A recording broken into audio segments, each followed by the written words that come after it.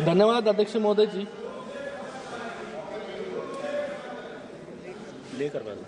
इनके अध्यक्ष जी, आपने मुझे बजट पर बोलने का मौका दिया।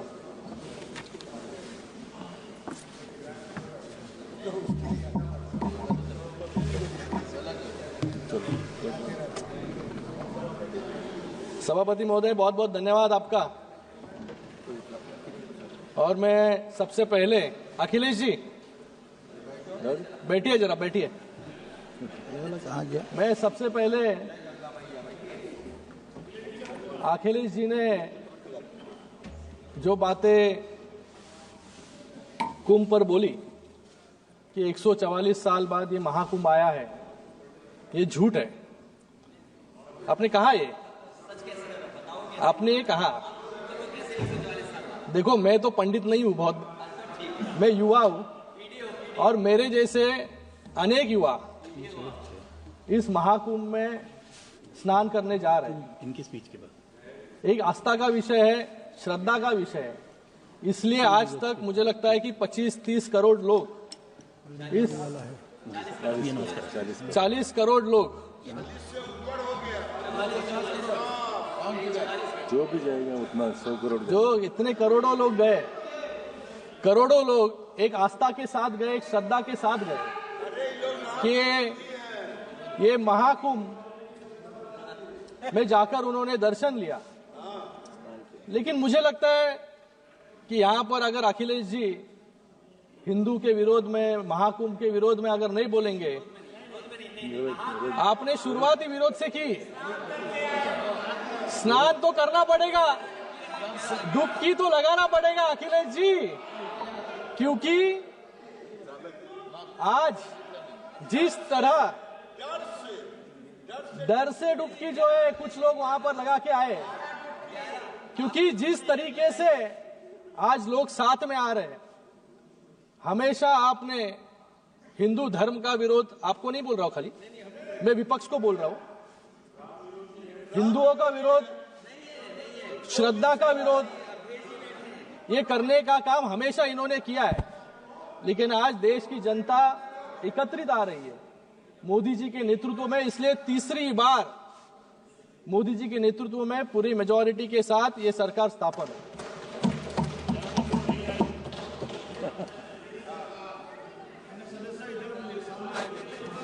आज मैं यहां पर इस बजट, अरे आप लोग 100 पार नहीं कर पाए, 99 तक अटक गए। आज इस बजट को मैं मेरी पार्टी शिवसेना और हमारे नेता एकनाथ शिंदे जी की तरफ से पूरा समर्थन करता हूं, क्योंकि ये हर वर्ग को कुछ ना कुछ तो देने का काम इस बजट ने किया है। इस बजट ने डुअल रिकॉर्ड सेट किया है। पहला, एनडीए सरकार का ये 11वां बजट है जो अपने आप में एक रिकॉर्ड है, और दूसरा रिकॉर्ड है कि निर्मला सीतारमण जी, जो पहली इस भारत की फुल टाइम फाइनेंस मिनिस्टर है, उन्होंने 8वां बजट इस सदन में प्रस्तुत किया। वो हमारे देश की रक्षा मंत्री भी रह चुकी है, अभी वित्त मंत्री भी है। उनके कार्यकाल में देश समृद्ध भी हुआ और सुरक्षित भी। अगर मोदी जी को टीम इंडिया का कप्तान हम कहते हैं, तो आज टीम इंडिया का विनिंग ऑलराउंडर जो है हम निर्मला सीतारमण जी को कह सकते हैं। 2014 में जब कांग्रेस ने एक पैरालाइज्ड इकोनॉमी हमें दी, तो हमारा बजट 17,94,000 करोड़ था। आज सरकार का बजट 50,65,000 करोड़ का है, जिसमें 39,44,000 करोड़ का रेवेन्यू एक्सपेंडिचर है और 11,21,000 करोड़ का कैपिटल एक्सपेंडिचर है। इसका मतलब तीसरे कार्यकाल में 3 गुना अधिक बजट, 3 गुना अधिक विकास और 3 गुना स्पीड से विकास इस देश में हो रहा है। ये बजट कितना महत्वपूर्ण है, इसका क्या इंपैक्ट होगा, ये मैं कुछ पंक्तियों में आपको बताना चाहूंगा। किसान, मजदूर, युवा और महिलाओं का बजट आया है। मिडिल क्लास के लिए खुशियां लाया है। 12 लाख तक अब टैक्स नहीं लगेगा, हर घर में खुशियों का दीप जलेगा। मध्यम वर्ग का मध्यम वर्ग का अब होगा उत्थान, उनकी मेहनत को मिला है पूरा सम्मान। युवाओं को मिलेगा काम, गरीबों को मिलेगा अपना पक्का मकान। बजट ने रखा है समाज के हर वर्ग का पूरा ध्यान।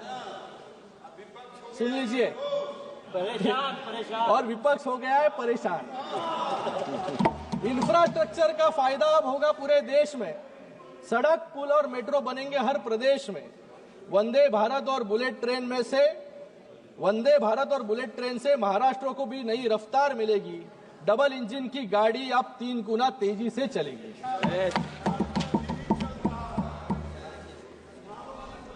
मैं 2020 का वो समय याद करता हूं कि जब वित्त मंत्री जी मुंबई में एक फंक्शन में आई थी।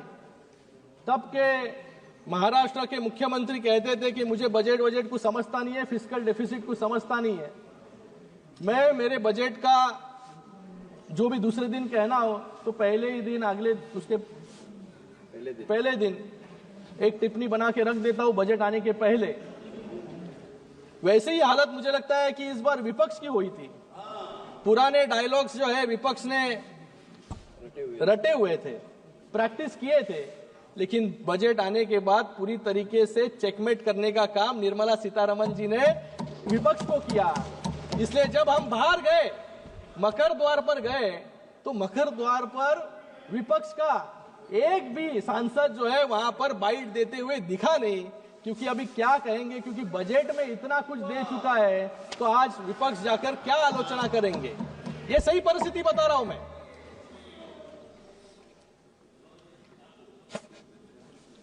मुझे लगता है कि विपक्ष के कुछ साथी खुद का भी कुछ टैक्स रिलीफ खुद को मिला है कि नहीं वो भी सोचते होंगे। ये जो बजट दिया गया है वो भले ही विपक्ष के समझ में ना आए, लेकिन देश की आम जनता के समझ में जरूर आया है। कश्मीर से कन्याकुमारी तक और कच्छ से लेकर अरुणाचल तक मिडिल क्लास के हर वर्ग में खुशी की लहर यहां पर इस बजट के कारण। मैंने इस सदन में पहले भी बताया है कि हमारी सरकार स्कीम्स के लिए जानी जाती है और जो कांग्रेस की सरकार थी वो स्कैम्स के लिए आज भी जानी जाती है। स्कीम्स और स्कैम्स। विपक्ष वाले बोलते थे कि 10 साल में क्या किया, और विपक्ष के कुछ नेता यहां पर एआई पे भी बात कर रहे थे। मैं यहां पर कुछ उपलब्धियां 2014 से 2024 तक इस सरकार ने किस किस क्षेत्र में क्या क्या उपलब्धि हासिल की है उसके बारे में बताना चाहूंगा। एयरपोर्ट्स वो भी बता रहा हूं आपको। एयरपोर्ट्स 2014 में 74 थे, आज 2024 में 197 हो गए। बी फॉर ब्रॉडबैंड, तब कनेक्शंस 6 करोड़ थे, आज 94 करोड़ ब्रॉडबैंड कनेक्शंस हो गए। सी का कोल प्रोडक्शन 56 मेट्रिक टन था, आज 997 मेट्रिक टन है। डिफेंस बजट 2,24,000 करोड़ था, आज 6,81,000 करोड़ आज है। इथेनॉल का ब्लेंडिंग परसेंटेज जो पहले खाली 1.53% था, आज 15% है। उसके कारण फॉरेन एक्सचेंज भी हमारे देश का बच रहा है। एफडीआई जो $305 बिलियन था, आज $596 बिलियन है। और जी फॉर जीडीपी पर कैपिटा जो पहले $3,500 था, आज $6,000 से भी ज्यादा हमारा जीडीपी पर कैपिटा है। हाईवेज की संख्या 91,000 किलोमीटर थी, आज 1.5 लाख किलोमीटर से अधिक हाईवेज जो है इस भारत में बन चुके हैं।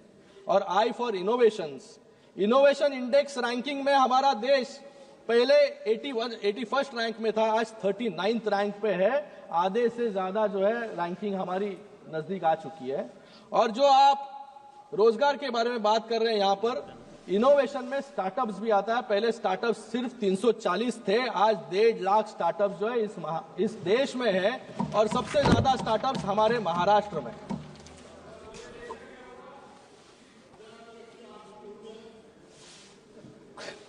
महाराष्ट्र इतना बड़ा राष्ट्र है। कुछ दिन पहले ही दिल्ली के चुनाव रिजल्ट्स आए। मैं एनडीए को यहां पर बधाई देता हूं एक ऐतिहासिक जीत के लिए। और विपक्ष को भी बधाई देता हूं ऐतिहासिक हार के लिए।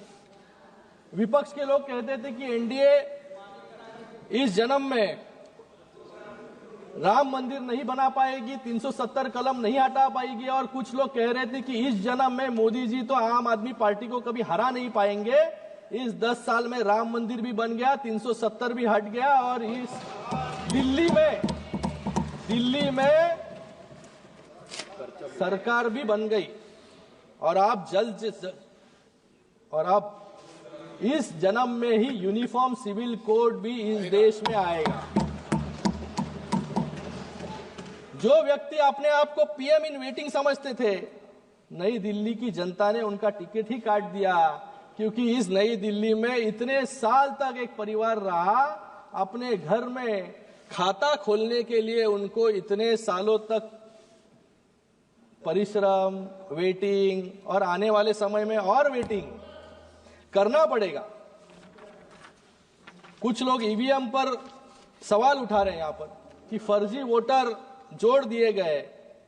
मैं उनको बताना चाहूंगा, we gave people economic growth and people blessed us with electoral growth. इसलिए इतना पूर्ण बहुमत आज इस भारत में भी और महाराष्ट्र में भी हमें मिला, और आज दिल्ली में भी। पिछले 10 वर्षों में सिर्फ इकोनॉमिक इंडिकेटर्स ही नहीं, इलेक्ट्रोल इंडिकेटर्स पर भी हमने रिकॉर्ड स्थापित किए हैं। 2014 में एनडीए की सरकार सिर्फ 7 राज्यों में थी और कांग्रेस की सरकार 13 राज्यों में थी, लेकिन 2025 में आज एनडीए की सरकार 21 राज्यों में है और कांग्रेस की सरकार सिर्फ 4 राज्यों में बची। आज बेईमानी तो आप लोगों ने लोकसभा के टाइम की। लोकसभा के टाइम आपने लोगों को फंसाने का काम किया, लोगों को आपने गुमराह किया, इसलिए कुछ वोट्स आप लोगों को मिले, लेकिन लोगों को जो है हमेशा आप गुमराह नहीं कर पाए। उसका नतीजा दिल्ली इलेक्शन हो, महाराष्ट्र इलेक्शन हो, आपको दिखाई दिया। माननीय और आने वाले समय में शिंदे जी, आप इधर देख के उधर बोलिए, इधर देख के बोलिए, आज इधर देख के बोलिए, किसी को भी बोलिए आप। सुनिए, बैठ जाइए। यादव जी, बैठ जाइए। यादव जी बैठिए। यादव जी, अखिलेश जी बिठाइए उनको, अखिलेश बिठाइए। धन्यवाद। अवधेश जी, आज अवधेश जी आराम से बैठिए, आराम से बैठिए। आज हिंदी, अरे सुनिए यार, आज हिंदी गठबंधन, हमने आपका सुना है, हमारा भी सुनिए। हम लोग ने देखो अखिलेश जी का पूरी चुपचाप बैठ के ध्यान से सुना। आप भी हमारा ध्यान से सुनिए। आप ध्यान लगा दीजिए। आज इंडी गठबंधन में आज इंडी गठबंधन एक क्रिकेट टीम की तरह है, जिसमें कांग्रेस नाम का एक बैट्समैन है जो हर एक को रन आउट करने के पीछे लगा है। जो हमारे प्रधानमंत्री बिल्कुल सत्य कहते थे कि कांग्रेस पार्टी नहीं परजीवी है, लेकिन मैं ये कहना चाहूंगा कि कांग्रेस पार्टी जो है भारतीय राजनीति का एक भस्मासुर है, जिसके ऊपर हाथ रख दे वो भस्म हो जाता है। उसका उदाहरण जो है हमारे महाराष्ट्र में है। महाराष्ट्र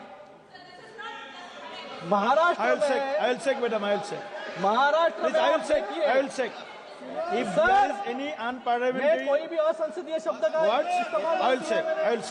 भस्मासुर हमारे देश के इतिहास का, और यही भस्मासुर खुद के सर पर भी आने वाले समय में हाथ रखने वाला है।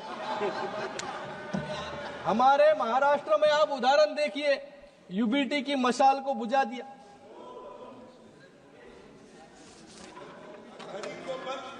घड़ी को जो सबसे ज्यादा विधायक चुन के आते थे, आज उनकी परिस्थिति क्या हो गई है। और जिन्होंने हिंदुत्व छोड़ा, आइडियोलॉजी के साथ कॉम्प्रोमाइज किया, आज उनके साथ क्या परिस्थिति हो गई, ये महाराष्ट्र में आके आप देख लीजिए।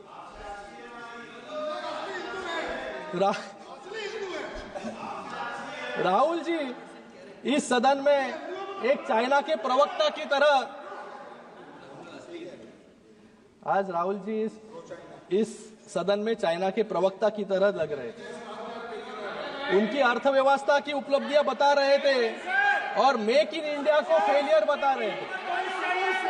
जब आप, अरे सुनो, जब आप मेक इन इंडिया को गाली देते हो तो सिर्फ इस सरकार को नहीं, वो हर मजदूर को गाली देते हैं, वो हर इंजीनियर को गाली देते हैं, हर साइंटिस्ट को, हर डॉक्टर्स को, जो इस मेक इन इंडिया में, आज जो मेक इन इंडिया सफल हुआ है इनके प्रयासों के वजह से सफल हुआ।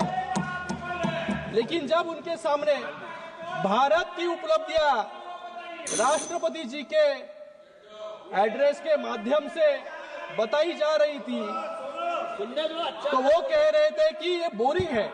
मुझे लगता है कि इससे ज्यादा अपमानजनक बात कोई नहीं होगी। उनको देश की माफी भी मांगनी होगी। मैं उनको, विपक्ष को कहना चाहूंगा, in Congress years, sir, in Congress years India was known as the third world country. Today it's soon becoming the third largest economy in the world. ये फर्क है हमारे शासन में और कांग्रेस के शासन में। जो लोग फेलियर की बात करते हैं, अब मैं उनके एक्सेप्शनल इकोनॉमिक परफॉर्मेंस, जहां जहां इनकी राज्य में सत्ता सरकारें बची है वहां पर इस कैसे परफॉर्म ये कर रहे हैं उसके बारे में कुछ बताना चाहूंगा। कर्नाटक में सरकार ने 5 गारंटी दिखाकर वोट लिए, लेकिन आज कर्नाटक को 48,000 करोड़ का उधार जो है लेना पड़ रहा है। दूसरा हिमाचल प्रदेश है। हिमाचल प्रदेश में 18 नवंबर 2024 को हिमाचल भवन की जब्ती के आदेश हाईकोर्ट ने दिए, क्योंकि कांग्रेस सरकार 150 करोड़ के हाइड्रो पावर परियोजना का भुगतान नहीं कर पाई। हिमाचल में कांग्रेस सरकार का हाल एक फ्यूजिटिव इकोनॉमिक ऑफेंडर वाला हो गया है, जिसकी प्रॉपर्टी अटैच करने की जरूरत पड़ गई है। और उधर हिमाचल सरकार में समोसा स्कैम पर सीआईडी इंक्वायरी चल रही है। समोसा स्कैम। तेलंगाना में भी 10 महीनों में इन्होंने 50,000 करोड़ का कर्ज लिया है। मतलब इन्होंने, सर मैं दूसरा स्पीकर हूं सर, टाइम बचा है मेरे पार्टी का? नहीं टाइम नहीं है, टाइम नहीं, टाइम है थोड़ा है। कल हमारे विपक्ष के साथी कुछ आंकड़े बता रहे थे। अरे सुन लीजिए, ज्यादा नहीं बोलूंगा, सुन लीजिए। कुछ आंकड़े बता रहे थे और बता रही थी कि सर, बैठिए दादा, नहीं नॉन स्टॉप कमेंट्री कर रहे हैं सर सब लोग। डोंट डिस्टर्ब, प्लीज बैठिए, प्लीज नॉन स्टॉप कमेंट्री कर रहे हैं। नो प्लीज, खत्म नहीं हो रहा है सर सच्चाई। कल हमारी विपक्ष की एक साथी कुछ आंकड़े दे रही थी, कुछ बता रही थी कि आज हम सब जो यहाँ बैठे हैं हर पर एक कर्ज है, लेकिन वो नहीं बताया उन्होंने कि ये कर्ज क्यों है, कैसे हुआ। क्योंकि जब इनकी सरकार थी तो जनता को इन्होंने बैंक समझ लिया था और उस बैंक को 10 साल तक इन्होंने लूटने का काम किया। 1971 में आपने बैंक को नेशनलाइज किया, लेकिन 2014 आते आते बैंकों की हालत ऐसी कर दी कि यूपीए कम और एनपीए ज्यादा सुनाई दे रहा था। और हमने 10 साल में इन सभी बैंकों को एनपीए से बाहर निकालकर आज संरक्षित करने का काम किया। और इन्हीं बैंकों के माध्यम से आज पूरे देश में जो जो लोगों को सुविधा मिल रही है वो इन बैंकों के माध्यम से मिल रही है। Please conclude. Income tax amendment sir, अभी सर 1 मिनट प्लीज, 1 मिनट में 1 मिनट में 5 minute sir, 5 minute, give me 5 minute sir. No, you have time. Income tax act amendment भी हमने लाया है। पहले इनकम टैक्स टेररिज्म हुआ करता था, आज इनकम टैक्स कंप्लायंस है। ये 10 साल की जर्नी हमने की है। मैं एक उदाहरण देना चाहूंगा।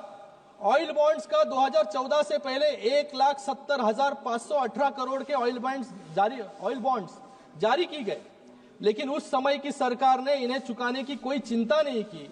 2014-2022 के बीच उसी ऑयल बॉन्ड के लिए 42,223 करोड़ प्रिंसिपल अमाउंट चुकाने के लिए हमें इंटरेस्ट के रूप में 80,000 करोड़ सरकार को देने पड़े।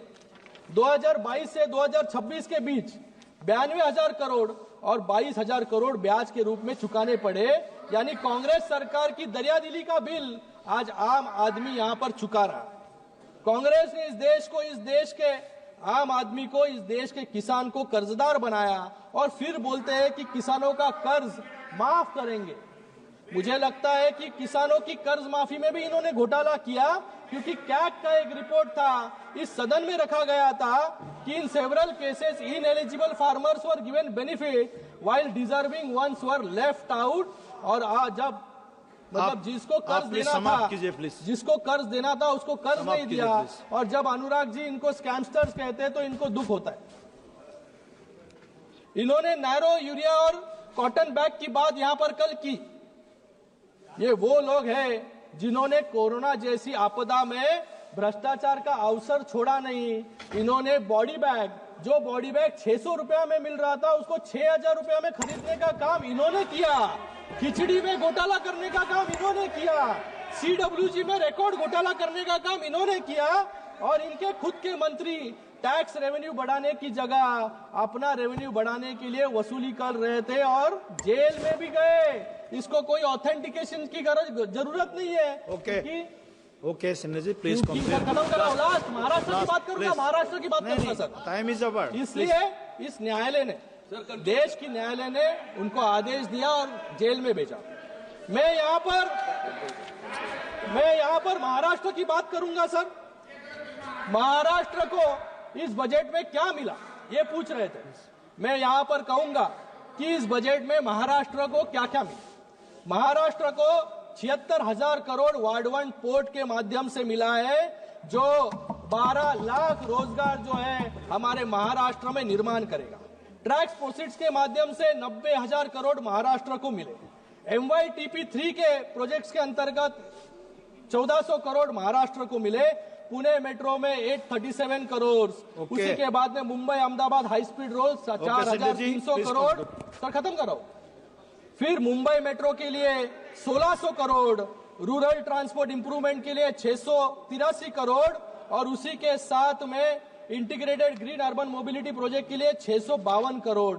और रेलवे में तो सबसे ज्यादा फायदा महाराष्ट्र को हुआ है, 23,778 करोड़ सिर्फ रेलवे में हमें मिले। सर खत्म कराओ। लास्ट,